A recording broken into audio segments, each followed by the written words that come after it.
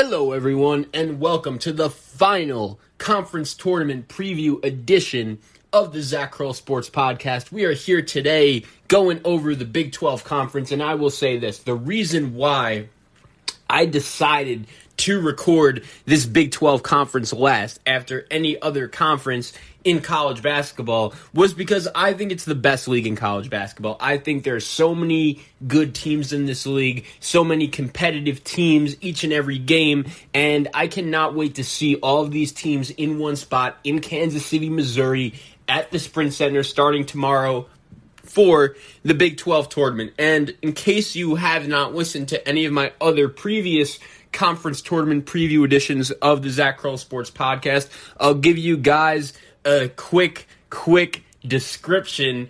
On this show, what I've been doing over the last couple of weeks have been really studying each conference in college basketball in anticipation for the conference tournament preview podcast, and I've recorded one for each Power 6 conference before tonight.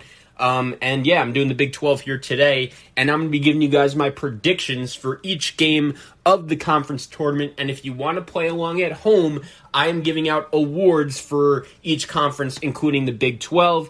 I will be giving out an award for Big 12 Player of the Year, Big 12 Coach of the Year, Big 12 Freshman of the Year, the most improved player in the Big 12, the biggest disappointment in the Big 12, and my 5 members of the first team all-conference squad in the Big 12. This is such a fun league to go over the last couple weeks, and there are just so many fun teams in this league, very competitive, and without further ado, let's get to it. Let's start it off. Round 1, Game 1, we have the number 9 seed, the Kansas State Wildcats, taking on the number 8 seed, Tcu Horn Frogs. And let's start off talking a little bit about Kansas State because they were actually in the news the other day when it came to their head coach, Bruce Weber. It was announced via a report in the media that there is a very good chance that next year Bruce Weber will not be returning as the head coach of the Kansas State Wildcats. And here's my thing, right?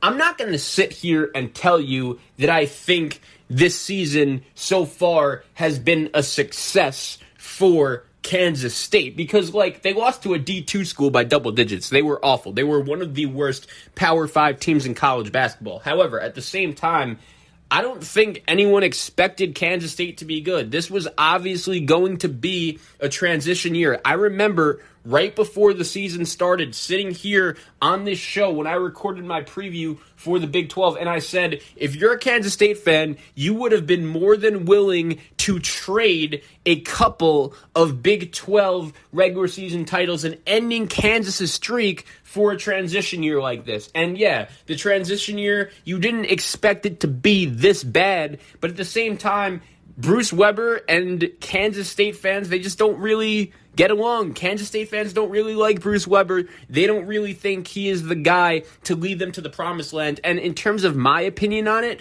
I'm not going to just sit here and tell you that Bruce Weber is a great basketball coach by any means. He has his flaws by all means. He isn't perfect, but I don't think that he should just be forced out like this at Kansas State. He had one really bad year, and usually I am not the guy that is really willing to defend coaches, but I do think Bruce Weber, he deserves one more year unless he really just wants to go. But yeah, it's obviously been a disappointing year for Kansas State. They have a couple young players I like, including Nigel Pack. He's actually not only their leading scorer, but their leading assist guy as well, averaging 3.8 assists per game. Mike McGurl, the veteran, he was on those couple Kansas State teams that ended up making the NCAA tournament. Also bring back Antonio Gibson, Sheldon Mitchell, Davion Bradford, DeJuan Gordon. Those are the other main contributors for this Kansas State team. And when you look at the Wildcats, they finished with an overall record of 8-19.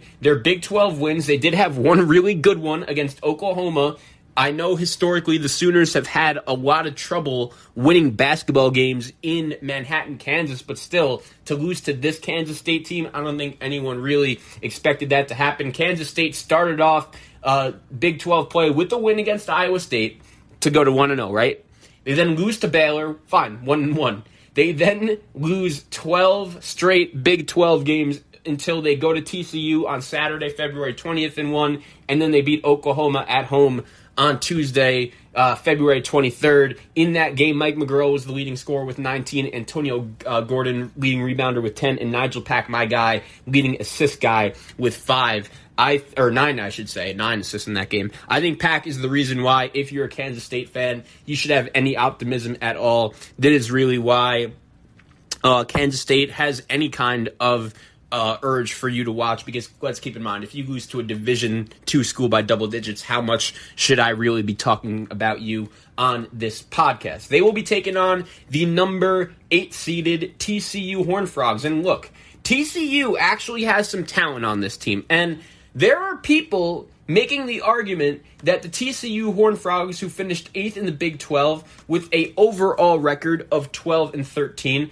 and a conference record of 5-11, there are plenty of people that actually believe when you look at the TCU Horn Frogs, they underachieved this season when you consider the talent that they have.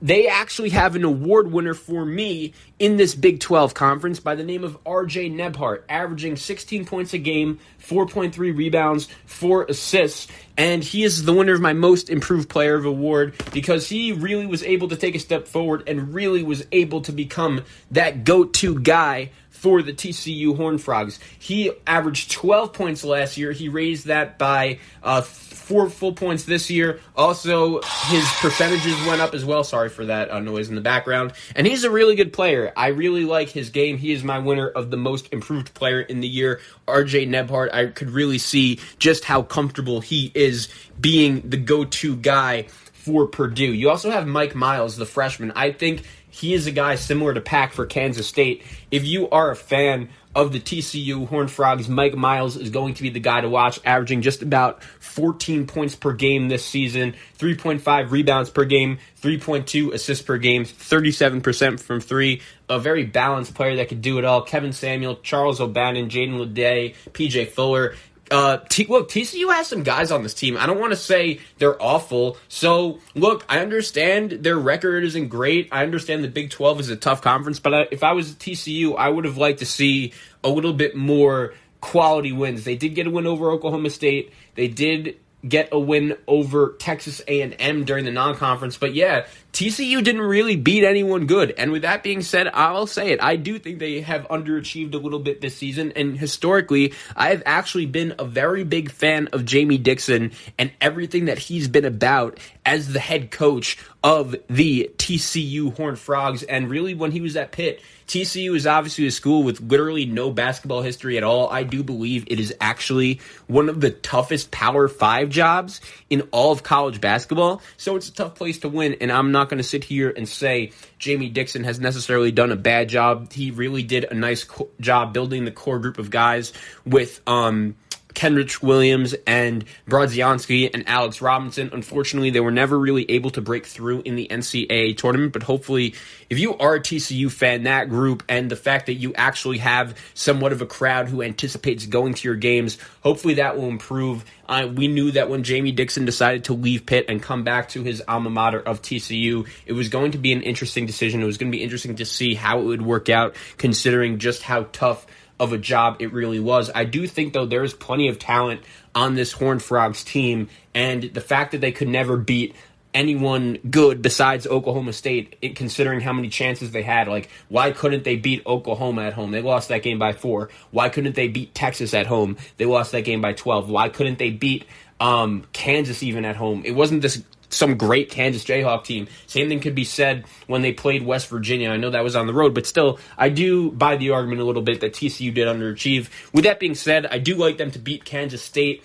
in the first round of the Big 12 tournament. I just think they're the more talented team, and that will ultimately take advantage. Moving on to Game 2 of the Big 12 tournament, we have the number 10 seed Iowa State Cyclones, who just completed a winless season in the Big 12. They did not win a Big 12 conference game, and if you were curious how exactly did a team as bad as Kansas State, who lost to a Division II team, how the hell did they not finish as the last seed in the Big 12 tournament? If you're curious for that answer, well, that is your answer right there. Iowa State literally did not win a game in Big 12 conference play. And they will be taking on the number 7 seed Oklahoma Sooners. And it is crazy that Oklahoma is the number 7 seed in this conference tournament. I think it really does show you just how talented and just how deep of a league the Big 12 really is. And let's go into Iowa State first a little bit. And I'll start off by saying this. I do think that if you are a fan of the Iowa State Cyclones, it is totally reasonable for you to want a coaching change. And Steve Prohm is a guy that hasn't done the worst job, but let's face facts. Considering the talent that he's had, I don't deny that he easily could have done better. And when you look at a lot of the success that he's had as the head coach of the Iowa State Cyclones, a lot of it does circle back to the players that Fred Hoiberg, for the most part, was really able to bring in to the Iowa State program. You remember the one really good team that Prohm had a couple years ago was the one with Weiler Babb and Horton Tucker and Halliburton, and I actually thought that was a team that could possibly get to the Final Four. They ended up winning the Big 12 tournament that year, just like a lot of other Iowa State teams of the past have done, and they lose in the first round as a 6 seed to Ohio State. And we know that Chris Holtman's a great coach, and we love Ohio State. But when you had multiple NBA players, and I mean good NBA players, that are getting minutes, Horton Tucker, who's playing for the Lakers, Halliburton, who's one of the better rookies in the NBA for the Sacramento Kings, as well as Mariel Shayok, who is a very seasoned and experienced player during his time at Iowa State, and still you couldn't get that group to win a tournament game. That is a super embarrassing effort by Steve Prohm, and so is this season, man. I don't care how bad you are. You cannot win a game in the Big 12. That looks like a team that quit on their coach, and if I'm Iowa State, I am definitely moving on from Steve Prohm. If I am them, the one guy I am really looking to bring in and to hire is Craig Smith from Utah State. He is a phenomenal coach. Every time I watch the Aggies play, they just come ready to play. They are always ready to go. And that is something that, to be honest, when I've watched Iowa State over the last couple seasons, that is something that I can't say about them whatsoever. And when you look at their team this season, they finished 2-21 overall and don't win a Big 12 game. And I'm not going to sit here and say they have this ultra-talented roster. COVID has obviously been a big effect on this Iowa State team. They've come shorthanded on many instances to games, but Rasir Bolton, he's averaging 15 points per game. Jalen Coleman-Land, Solomon Young, these are Javen Johnson, Tyler Harris, Trey Jackson, George Condit. He's been very disappointing, only averaging 13 minutes a game. It was only a couple years ago when Steve Prohm brought him in that he had Iowa State Cyclone fans and myself thinking that he could be the next good big man in this program. And unfortunately, if you are a fan of Iowa State, I don't know what to tell you. It just flat out has not worked. And there is so much reason to be disappointed in this Iowa State team. I know that not many people really expected them to do anything, but for the reason that they did not win a single game in the Big 12, they are my winner for the most disappointing team in the Big 12. Like, you didn't win a game.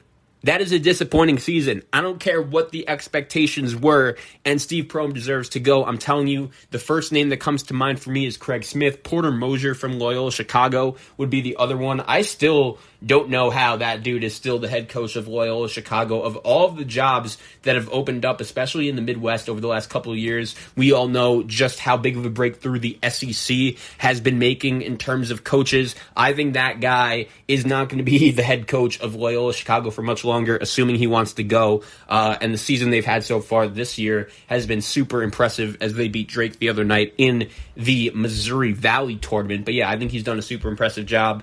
Iowa State has been very disappointing. That's all I really have to say about them. Steve Prohm should be out.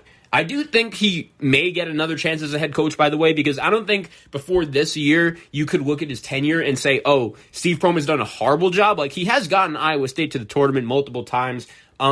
He just has underachieved. And college basketball is better when Iowa State is good, not when they're just totally irrelevant. We know they have one of the best and most passionate fan bases in all of college basketball. It's a pretty solid job that could get resources to win. We know in recent years just how good of a program they've been. And to be honest, once again, I do think college basketball is better when a team like Iowa State is good. They will be taking on, in the first round, the number 7 seeded Oklahoma Sooners. And let's talk a little bit about Oklahoma, because I actually nailed this one.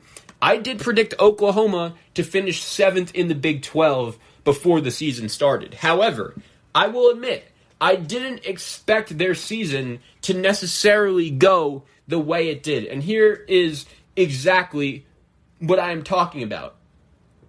Oklahoma, they had a stretch in late January, early February, where they looked like legitimately one of the best teams in college basketball. You remember when Alabama was looking literally unbeatable and no one could beat them? It literally seemed like they couldn't miss a three. Oklahoma was the first team to beat Alabama during that stretch when the Tide were one of the hottest teams in college basketball. You also look at Oklahoma's win against Texas on the road. You look at Oklahoma's win against West Virginia in double overtime on the road. That was one of the best games of the college basketball season, and we know what a coach like Lon Kruger does. He always gets his teams to the NCAA tournament. Coach Kruger is the first coach in the history of college basketball to get 5 different programs to the NCAA tournament. It's super impressive, and I do think he has done a really good job since he's gotten to Norman and has taken over as the head coach of Oklahoma.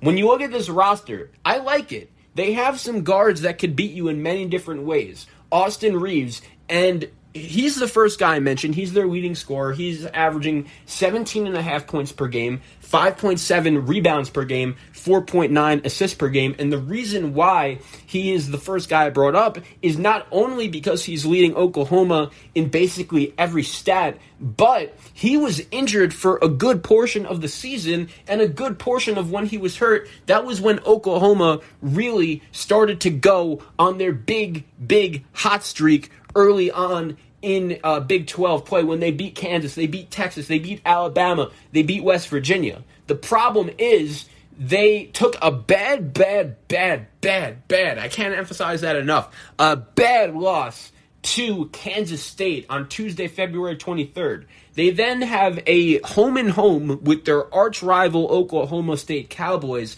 and they lost both games.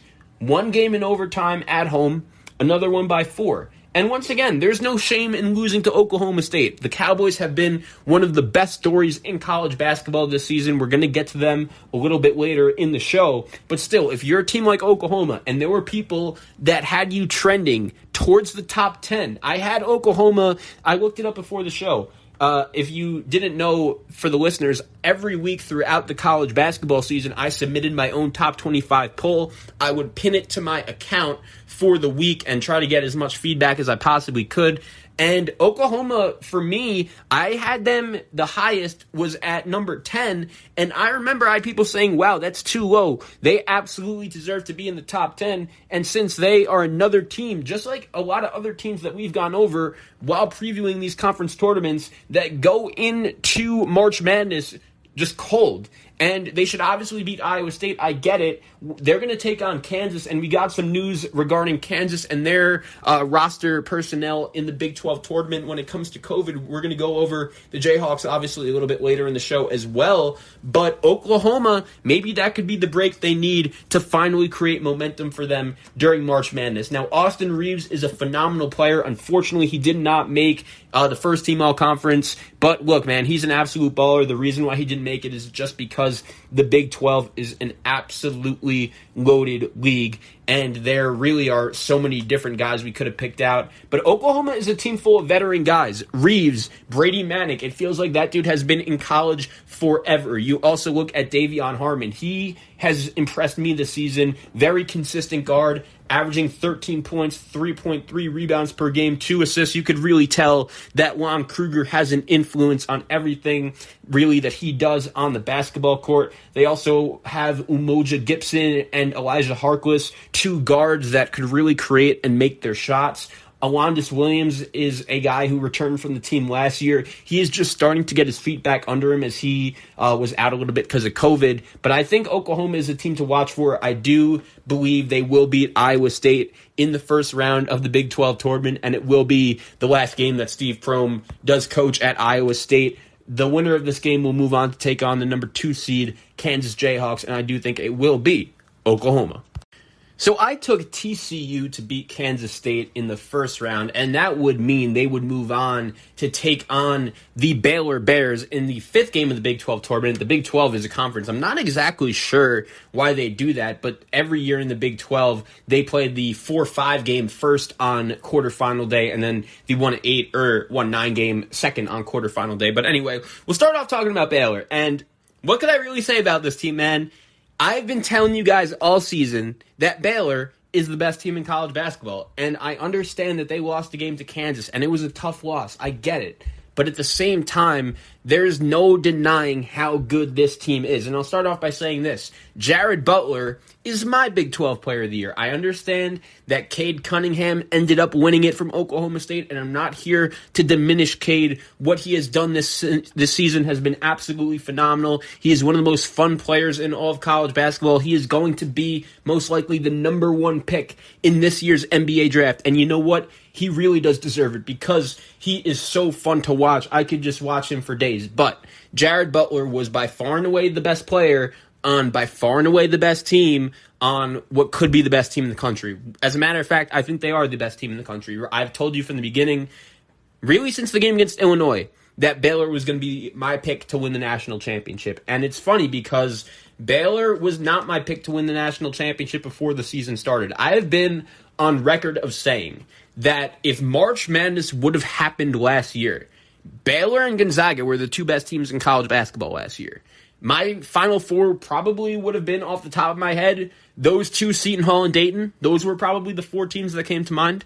But anyways, Baylor was phenomenal last year. But one of the reasons why they were so good is basically everyone they have on the team now besides Adam Flagler, but they had a guy by the name of Freddie Gillespie.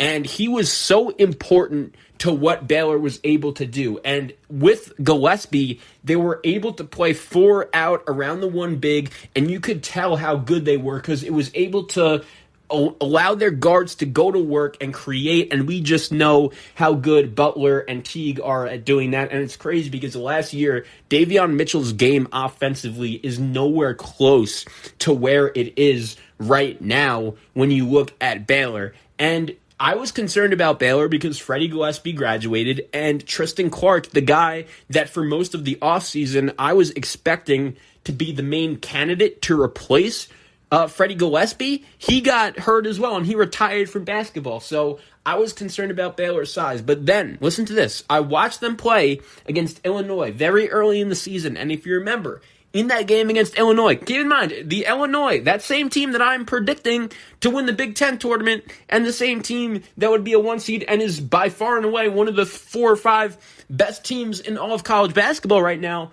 Baylor beat them up pretty good. And I remember after that game, I said to myself, wow, the combination of Jonathan Chamba Chachua, Flo Thamba, Matthew Meyer, and all these guys on Baylor, they did a pretty good job doing the best they can containing Kofi Cookburn. And when you're Baylor, and you could rely on winning games in so many different ways because you have an elite offense, you have an elite defense, a top 5 unit with both, so much experience, so much depth, and you're well coached. I don't see a weakness on this Baylor team, man. I don't. We're going to get into them a little bit more and just why I like them so much. I do think they beat TCU. And Scott Drew, man, it's time for him to have a big March. I have been a supporter of this guy throughout his first couple years at Baylor. And I'm going to tell you guys why the job he has done at Baylor is so remarkable compared to a lot of other coaches in college basketball, and just why not a lot of people talk about it. We're going to get into it later in the show. But yeah, I do like Baylor to beat TCU. The Horned Frogs, once again, I think that we could end this conversation with them saying, yeah, you could absolutely make the argument that they had a disappointing season, and they just have plenty of talent. Once again, I'm not saying it was a disappointing season because, they just didn't make the NCAA tournament. No, they just were not really able to pick up a marquee quality win that I thought at many times throughout the season, especially when I was able to look at their roster and say, wow, I actually thought they were capable of that. And I do think Jamie Dixon's a good coach, but he just has a little bit more work to do. And it's curious to see what exactly the Big 12 is going to look like in the future, especially when it comes to teams like Iowa State, teams like Kansas State that may be getting new coaches in. Once again, I do like Baylor over TCU. Game number 4, the 4 versus 5 game. We have the number 5 seed Oklahoma State Cowboys being led by Cade Cunningham, as I mentioned, the guy who most likely is the front runner to be the number 1 overall pick in the NBA draft. They will be taking on the number 4 seeded West Virginia Mountaineers. And this could be the game of the Big 12 tournament because these two teams actually played on Saturday. And Oklahoma State went into Morgantown, West Virginia, who, let's keep in mind, West Virginia played Baylor a couple days ago and looked like one of the best teams in college basketball to me. Oklahoma State went into Morgantown and beat West Virginia without Cade Cunningham and Isaac Likely, who is also one of the better guards on that team. And let's talk about the Cowboys to start this thing off, because I spoke about Oklahoma State multiple times on my podcast throughout the season, and really just how impressive of a coaching job Mike Boynton Jr. has been able to do with this Cowboy team. And for that reason, Mike Boynton Jr. is actually going to be my Big 12 Coach of the Year because of the job that he's been able to do with this Oklahoma State Cowboy team dating back before the season even started. And if you've been listening to this show for a while, you know the story I'm going to tell, but for the new people, here it is. You guys remember Oklahoma State was banned from the NCAA tournament over the summer, very unfairly. They were involved in the FBI probe, but it's not like the assistant coach that got involved was under the leadership of Mike Boynton. Brad Underwood was the coach when they got in trouble, and Mike Boynton had nothing to do with that. And the fact that they were going to ban a team like Oklahoma State and ban Cade Cunningham, one of the best players in college basketball, that never made sense for the NCAA to do, especially when there were plenty of other schools being involved in the same incident that were just not getting penalized at all. It was stupid. But with that being said, we see plenty of times this happen to schools where before the season even starts, the NCAA says, okay, your school is banned. You are not making the NCAA tournament. And keep in mind, besides Cade Cunningham, this was going to be a season where Oklahoma State was excited because they returned a decent amount of guys, whether it's Isaac Likely, whether it is Avery Anderson or the two Boones. There were a lot of guys that came to Oklahoma State for Ron Flavors as well, with the expectation originally to play in the NCAA tournament. And the NCAA said, nope, you guys are ineligible. And what impressed me so much about Oklahoma State and the culture that in only his 4th year, Mike Boynton has been able to build is the fact that no one decided to leave. Everyone was so bought into Mike Boynton and the vision that he had for this Cowboy team that no one left. And Oklahoma State, they're going to play in the NCAA tournament, it looks like. As of now, the NCAA has not made an official decision on the appeal to possibly get Oklahoma State eligible for the tournament. So if the NCAA just doesn't make a decision, Cade Cunningham and the Cowboys are going to play in March Madness. And Mike Boynton, I've listened to multiple interviews with him over the last couple weeks. For me, it seems it is all steam ahead for the Oklahoma State Cowboys to play in March Madness, in the Big 12 tournament, and in the NCAA tournament as well. I'm really impressed with the Cowboys and what they've been able to do. And here's the thing. It's one thing for Mike Boynton to get the talent on this team and to get everyone to come back and go all in for this Oklahoma State season. But let's look what they've been able to do on the basketball court. This is a very young team that I think is blossoming before our eyes behind Cade Cunningham. Oklahoma State was able to go to Marquette early in the season on the road and get a W. They were able to go on the road to Texas Tech, get a W. They beat Arkansas at home. They beat Texas at home. But then listen to this.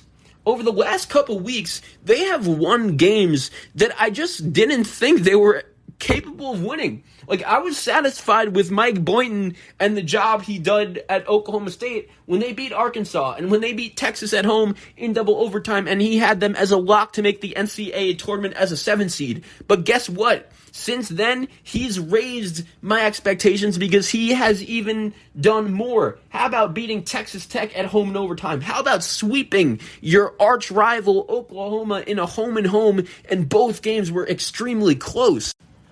I have been super impressed with what Oklahoma State has been doing, and then they cap it off going on the road to West Virginia, a Mountaineer team that we saw was very close to beating Baylor, and they beat them without Cade Cunningham, who got hurt due to an ankle injury. Luckily, if you are a fan of the Oklahoma State Cowboys, it does look like Cade Cunningham is going to be healthy and will be ready to play in this Big 12 tournament against West Virginia in the first round. But the fact that the Oklahoma State Cowboys have really been able to elevate and raise their seed this high has been super, super impressive. And Mike Boynton, Cade Cunningham deserve a lot of credit, no doubt. But at the same time, the scary thing about this Oklahoma State Cowboy team is that their role players are getting better. Avery Anderson dropping 30 points in their game against West Virginia, including the game-winning jumper with a hand in his face. And I was watching that game up close and personal. That jump shot was ice cold, ice in the veins for Avery Anderson. He is a guy that I actually trust with the ball in his hands late. How about my guy, Kayla Boone? If you want to talk about the most underrated big man in college basketball, if you were just going to ask me, Zach, who is that answer? Who is the answer to that question? I think that Kayla Boone could very well be my answer to that question. He is averaging 9.9 points per game, 5.4 rebounds per game, about an assist per game.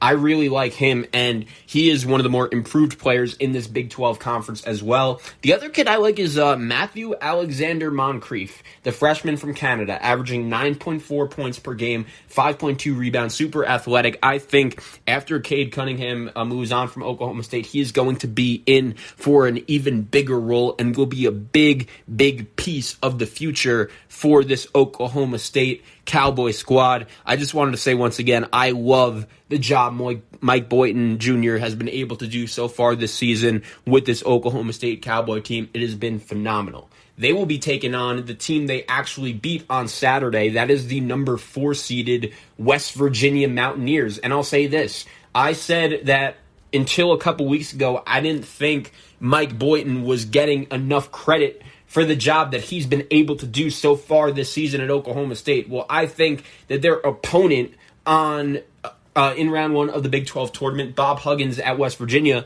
I think that you could put him in the same boat as well. He was actually not voted into the Basketball Hall of Fame today. I don't understand why. He is one of the best college basketball coaches of our era. And with that being said, he has done a phenomenal job with this West Virginia Mountaineer team so far. The one thing I love about Bob Huggins is that he's a guy that keeps it real.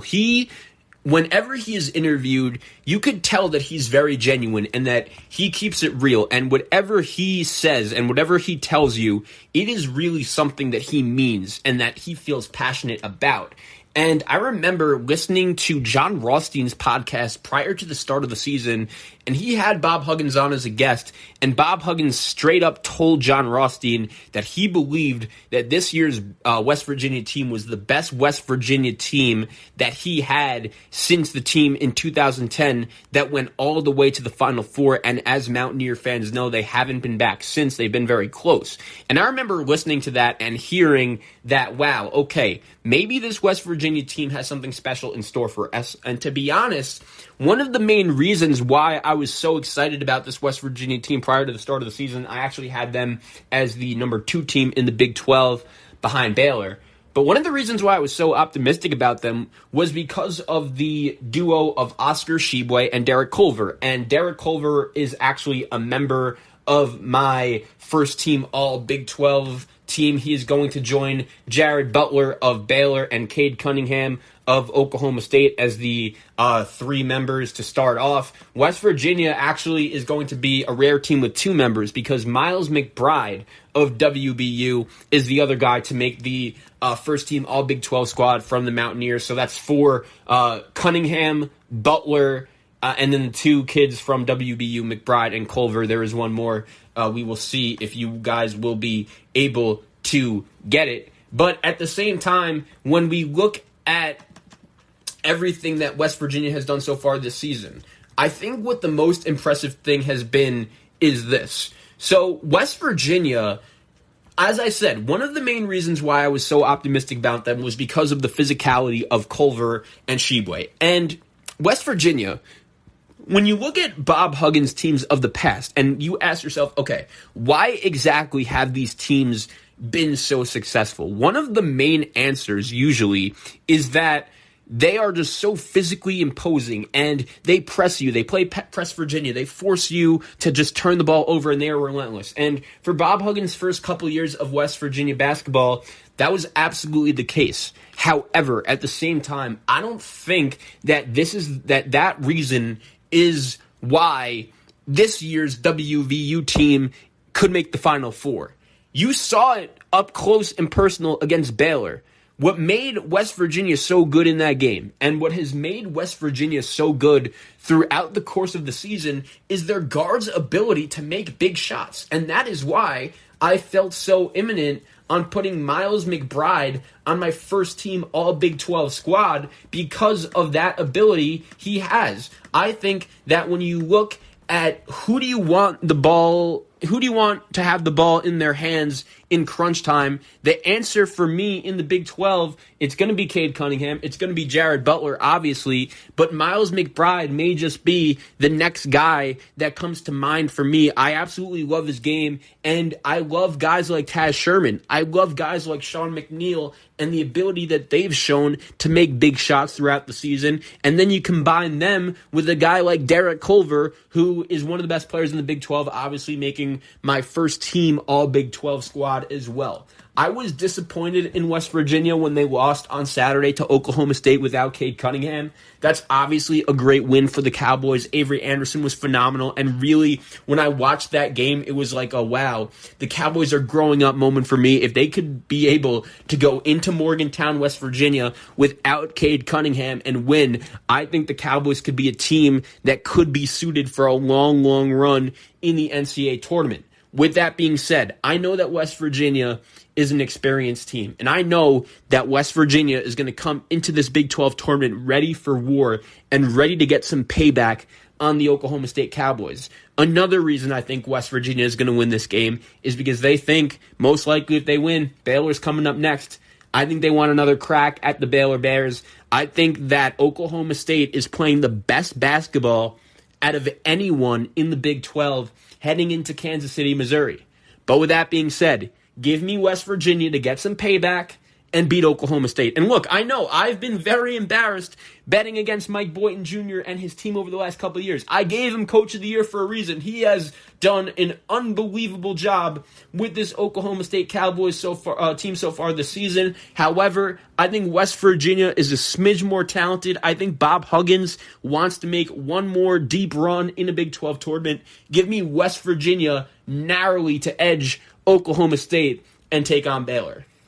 Moving on to game number 6 of the quarterfinals of the Big 12 tournament. Let's talk some Kansas. The Jayhawks, they are the number 2 seed in the Big 12 tournament, and it's unfortunate because I'll say this. I was actually really optimistic about the Kansas Jayhawks heading into this Big 12 tournament when I woke up this morning, as recent as that, because let's face it, Kansas has been a team under a lot of scrutiny so far this season. They are a team that had pretty high expectations, just like they do every year, but at the same time, this year more than ever, in a COVID season when we see so many of the traditional blue bloods across college basketball really struggling, I think when we look at the Kansas Jayhawks, they were a team that was right in that group, including taking some tough losses, and there was even a day on Saturday, February 6th. That was the Saturday right before the Super Bowl. Kansas goes to Morgantown, West Virginia. They lose by 12, and I remember watching that game, and at the time,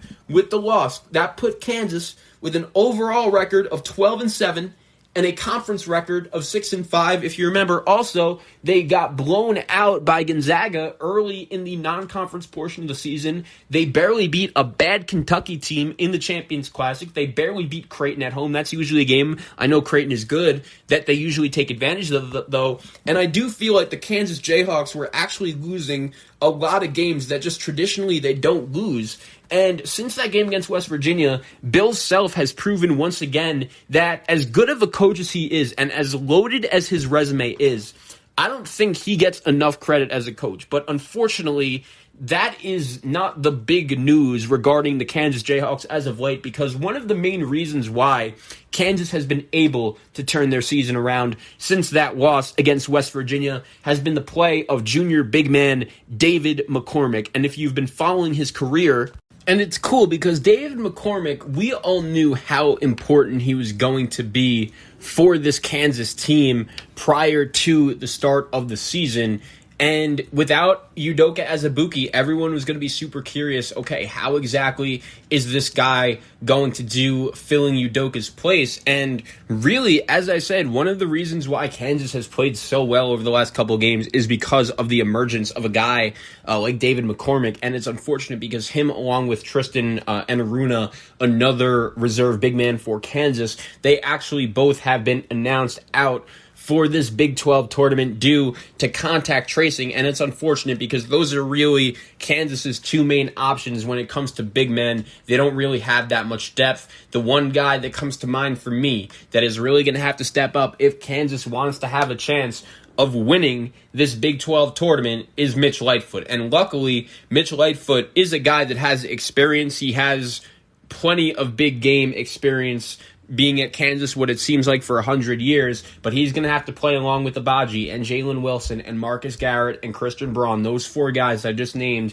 Abaji, Wilson, Garrett, and Braun, those four guys have really been four of the more consistent players for the Kansas Jayhawks so far this season. And I do think as a whole, going into this NCAA tournament, Kansas is a little bit undervalued. And I do think it's unfortunate because if McCormick was healthy, I think there was actually a really good chance that Kansas could have easily went on a run in this tournament. They've been playing that well. And I'm telling you guys, Bill Self is super underappreciated when it comes to the best coaches in college basketball. And look, I know it is so easy to just rip on the guy. He has done plenty of sketchy things as the head coach of Kansas when it comes to Adidas and all that. Off the court, I'm not going to comment on Bill Self. I never met the guy. I don't know him. He's done plenty of weird things. But I'm just saying, as a basketball coach, he is very good, and he is very smart, and he always finds a way to get his team to buy in, and I don't think he's appreciated enough around college basketball. And I know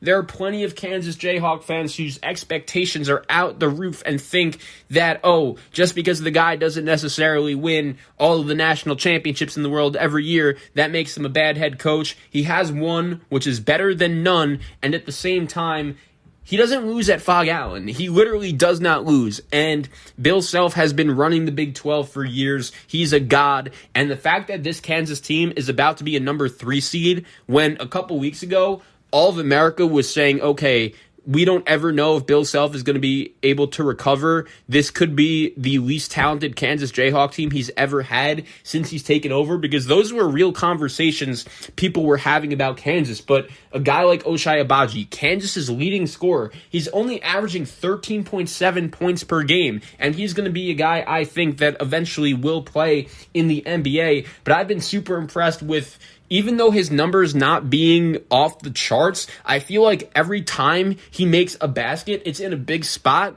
where Kansas always needs it. And he's another guy that is just your typical Kansas player, has been in a Jayhawk uniform for years now, has so much experience. I obviously love what Jalen Wilson has been able to do as a redshirt freshman. He had a scary leg injury last year, and he's been able to come right into the Jayhawks lineup this year and really be one of the more consistent players and go-to guys. Marcus Garrett hasn't even been that good. He's averaging 10 points per game, 4.5 3.4 rebounds per game, 3.7 assists per game. And when I say he hasn't been good, he's been good. I just mean relative to the expectations. Many people thought going into the season that Marcus Garrett was by far and away the best defensive player in all of college basketball and a guy that could possibly make an All-American type team. He hasn't necessarily done that, but he's a guy, once again, plenty of big game experience. He's come up big in the clutch before, and I like this dude, Christian Braun. He is Kansas's most consistent shooter, in my opinion. I know Abaji, the numbers are a little bit better, but I feel like Braun is a little bit more aggressive to just go shot hunting,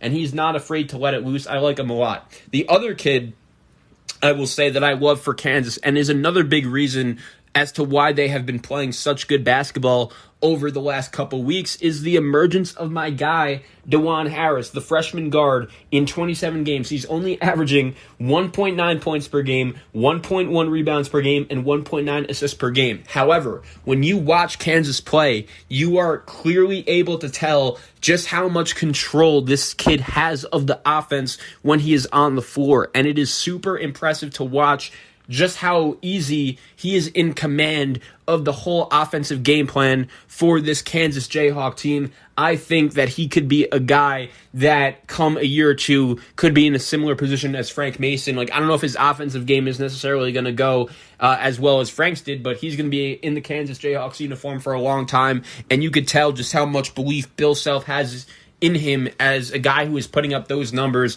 and still is getting out on the floor in crunch time. I do like Kansas to beat Oklahoma. I think it's going to be a competitive game. If you remember, these two teams actually split their meetings during the regular season. Kansas won a close game at Fog Allen Fieldhouse. That was actually a game that Oklahoma, quite frankly, they easily could have won, and Kansas actually ended up losing to Oklahoma at the Lloyd Noble Center in Norman. So these two teams have plenty of experience with each other. Even without McCormick, I do think Kansas will do just enough to end up getting the victory. I'm very excited for this game, assuming Oklahoma beats Iowa State, which they should. I do have Kansas joining West Virginia and Baylor in the quarterfinals.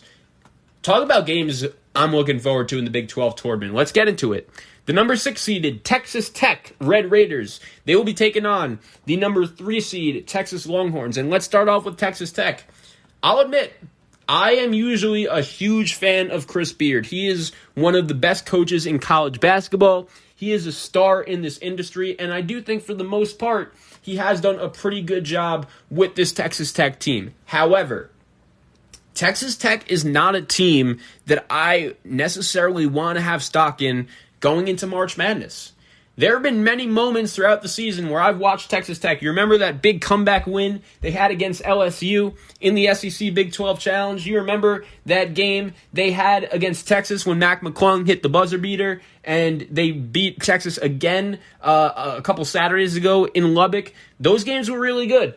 But at the same time, I totally saw Baylor just running them out of the gym a couple days ago. I saw that happening. Saw it coming from a miles away. I saw them losing to Kansas on the road. I saw them losing to Oklahoma State on the road. And they have many different options. I like Mac McClung. I think that he is capable of being a guy who could be one of the best players in the Big 12. But he's just a little too inefficient for me. And especially when he's cold, and especially when we've seen him play the way he has over the last couple games, I just think Texas Tech is a little bit too reliant on him. And if he's cooking and if he's great, fine. He's a clutch player. We all know how athletic he is and how he could throw down some cool dunks. But man, I just think he shoots a little bit too much, and I'm afraid that the Red Raiders may be a little bit too reliant on that. I'm a big fan of TJ Shannon. I think that if I'm Chris Beard, I want to get him a little bit more involved, to be honest with you. Averaging 12.5 points per game, 4 rebounds, 1.5 assists. Those numbers are fine, but I'm telling you, I think this kid could be a big-time player in not only the Big 12, but in the NBA as well, and having him and McClung as an inside-outside combo should be deadly for Texas Tech. You combine that with a shooter like Kyler Edwards and a facilitator like Kevin McCullough, who is one of the more underrated players in all of college basketball. I absolutely love his game, and you could tell when he came back from injury this this year. Texas Tech instantly was able to take advantage. Micah Peavy, the freshman as well. There are still plenty of options on this Texas Tech Red Raider team, even though Chris Beard did lose a couple guys to transfer early in the season, like Namari Burnett, former top 30-ish recruit, and Joel and Tomboy, the transfer from UNLV. So, look, Texas Tech, on paper, they look great, and I love Chris Beard as a coach, and they've had their moments. But going into this Big 12 tournament, I don't think anyone is going to deny that they haven't played the best basketball. I understand that prior to the loss against Baylor, they beat Texas, and they won 3 games in a row, but those were against TCU and Iowa State on the back end. Prior to that 3-game winning streak, they lost to Kansas, they lost to Oklahoma State, they lost to West Virginia at home. It's not ideal for Texas Tech. They beat Oklahoma without Austin Reeves. That is their other big recent win. And I just don't love the way this Red Raider team has been playing over the last couple weeks, to be honest with you.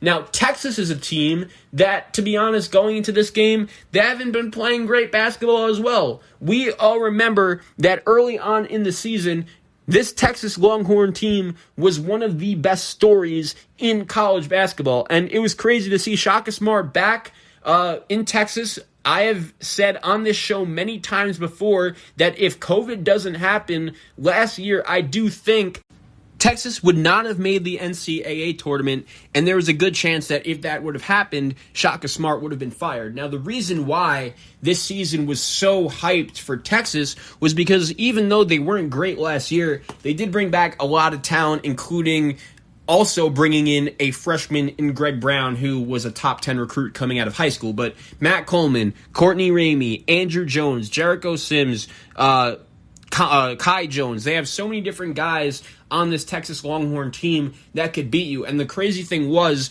Chaka Smart, before this season, since he was in Austin, I've been a guy that has said many times that I didn't love the fact that when Chaka Smart got to Texas, he instantly started to recruit away from what made him successful at VCU. To be honest, I think that is something Archie Miller has struggled with at Indiana. He, last year especially, was out here playing this 3-big lineup with Jackson Davis, Joey Brunk, all of those guys out there. When it was at Dayton, when he was playing Kendall Pollard as a small ball 5, that was when he was having the most success throughout his college basketball coaching career.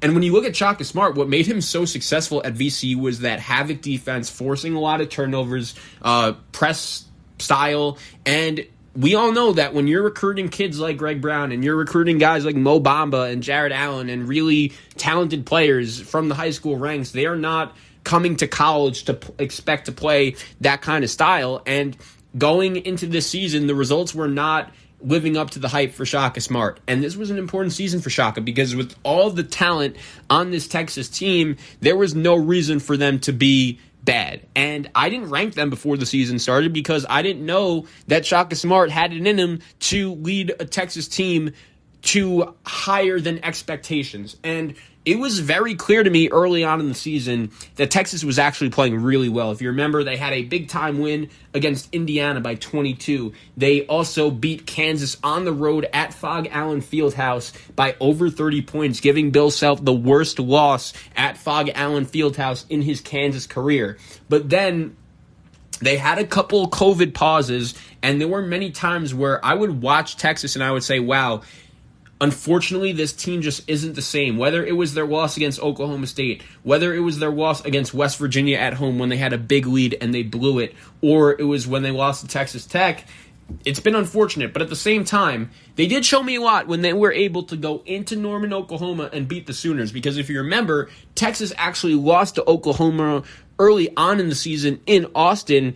They were not at 100% in that game. They were missing, I believe it was, Courtney Ramey and Kai Jones in that game. But yeah, Texas has plenty of depth. They have many different guys that could come on the floor and beat you at any time. And I think Chaka Smart has actually done a good job of managing this rotation, considering the fact of how many players he has and how many different options he has. You know that Coleman, Ramey, and Jones are going to be the guards that are going to be on the floor in crunch time, and those are the people that Chaka Smart is going to want the ball in their hands. I think Kai Jones is a really good small ball four. They also have gotten a lot from Brock Cunningham, a really good role player. He is probably the leader in the country in gained 50-50 balls. I love how much energy and how much effort he gives every time he gets on the floor. And Jace Febres, the shooter, who hasn't really done much for Texas so far this season. He actually just came back from injury the other day against Oklahoma, and he looked really good in that game. He hit a couple threes. I am going to take Texas to beat Texas Tech. And I think that Texas Tech is not playing well right now. And Texas did show me a lot going into Norman and beating Oklahoma. I think Texas is the hotter team. I think that it is obviously very hard to beat a team 3 times in a season. I don't think Texas is going to let that happen here against Texas Tech. Give me the Longhorns to win this one and move on to take on Kansas. I think the Horns in this one would use the physicality they have to their advantage. And let me tell you this. Jericho Sims is a very good player who I don't think gets enough credit around college basketball. He has made a really big jump this season, and you could tell, the numbers may not tell, but when you watch Texas, I think he is much more impactful this season than he has really any time since he's been at Texas. And if you remember, Texas, when they ended their season well last year, they went on a little bit of a late run right before the season shut down to get themselves right back to the bubble. Jericho Sims was out during that time, and I had myself wondering, how important is this guy really to the team? But he has really come up important, and he is a guy that I think could be the difference for Texas in making a run in this Big 12 tournament. So I have Texas moving on against Texas Tech to take on Kansas. Moving on to the semifinals. I like Baylor to beat West Virginia. And a couple of things about Baylor that I wanted to say for this portion. Number one, I don't think enough people realize just how good of a job Scott Drew has done at turning this program around. And I totally understand. Scott Drew, when you look at his reputation around college basketball, he isn't necessarily the most liked guy. He is tough around the edges, and he is a guy that you could tell he's not there to make friends with other coaches. He is just a coach that is there to win as many games as possible, and he was a guy that took over a very tough situation at Baylor. If you don't know what exactly happened, I'm not going to get into it, but I suggest you Google it. There was a documentary made on it on Showtime, and literally there was a murder committed between 2 players on the Baylor team. One guy obviously went to jail. There was obviously another one shot, and Scott Drew came into this program trying to follow up and lead the Baylor program from that.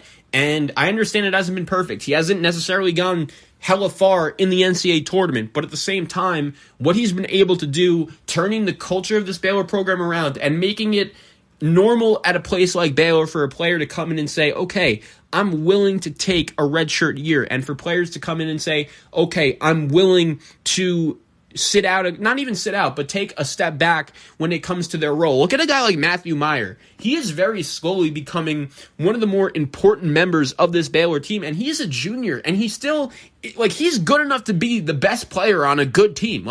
He has never seen a shot he doesn't like. He shoots the ball a lot. I get it. But I love that kid's game, and he is the 6th or 7th best player on Baylor, and he's fine with it. He is good in that role. You also look at the other day against Texas Tech. I was watching Baylor, and Maceo T comes out here and hits 10 threes, and he's the 5th best shooter percentage-wise on this team.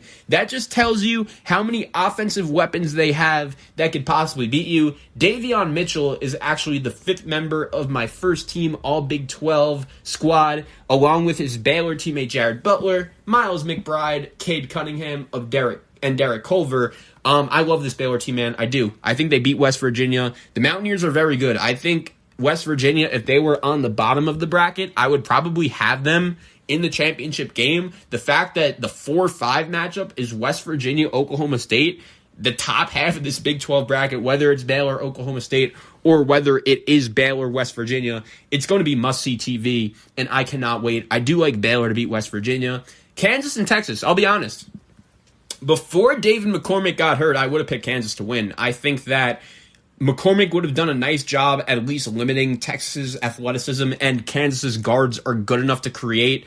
enough shots to keep up with a guy like Coleman or Ramey or Jones if they get hot. But with that being said, I think Texas is going to win this game and use their physicality to their advantage. I think Greg Brown shows up. I think Jericho Sims shows up. I'm telling you, man, keep an eye out for Jericho Sims in this Big 12 tournament. I think that he is going to be a guy that could make a big impact for Texas. And if the Horns go far, as I'm predicting them to do, get to the championship game, I think he could be a big reason why I like Texas over Kansas. I like the Jayhawks, man. I think if McCormick is healthy in March Madness, they are an undervalued pick to possibly make a deep run. But I think Texas takes advantage of the athleticism advantage that they have. I like them over Kansas.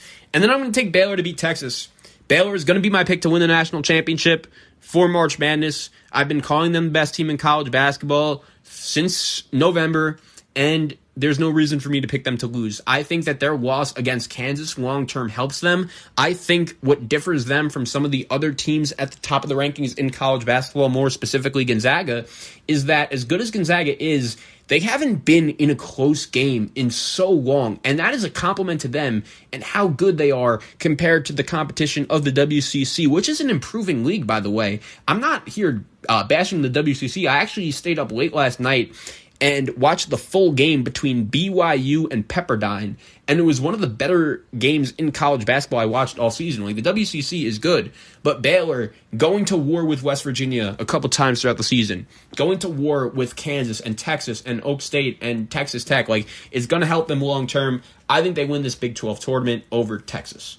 To recap, I have TCU over Kansas State in Game 1, Oklahoma over Iowa State in Game 2, Baylor over TCU at the top of the quarters, West Virginia over Oak State, Kansas over Oklahoma, Texas over Texas Tech, Baylor over West Virginia, Texas over Kansas, and then in the chip, I have Baylor beating Texas. To recap the awards, my Big 12 Player of the Year, Jared Butler of Baylor, my Big 12 Coach of the Year, Mike Boynton Jr. of Oklahoma State, my Big 12 Freshman of the Year, Cade Cunningham of Oklahoma State. My biggest disappointment in the Big 12 is Iowa State and head coach Steve Prohm. First team all-conference, Jared Butler of Baylor, Deuce McBride, West Virginia, Davion Mitchell of Baylor, Cade Cunningham of Oklahoma State, and Derek Culver of West Virginia. My most improved player in the Big 12 is RJ Nebhart. I just wanted to say, guys, thank you so much for listening to not only this episode, but really each and every conference tournament preview edition that I've done. Conference tournament week is really my favorite week in college basketball. I obviously love March Madness. It's great, but there are just so much high-quality games getting started from beginning of the day to end of the day. I love it. I can't wait. I hope you guys enjoy it. Once again, Baylor is going to win the Big 12 tournament. I love this team. And if you want to check out any one of the conference tournament previews, check out my YouTube page, ZACHARYKRULL, or the Zach Kroll Sports Podcast on Podbean. My Twitter will be loaded with information as we get closer and closer to Selection Sunday as well. Want to say thank you guys so much for listening. Have a great day.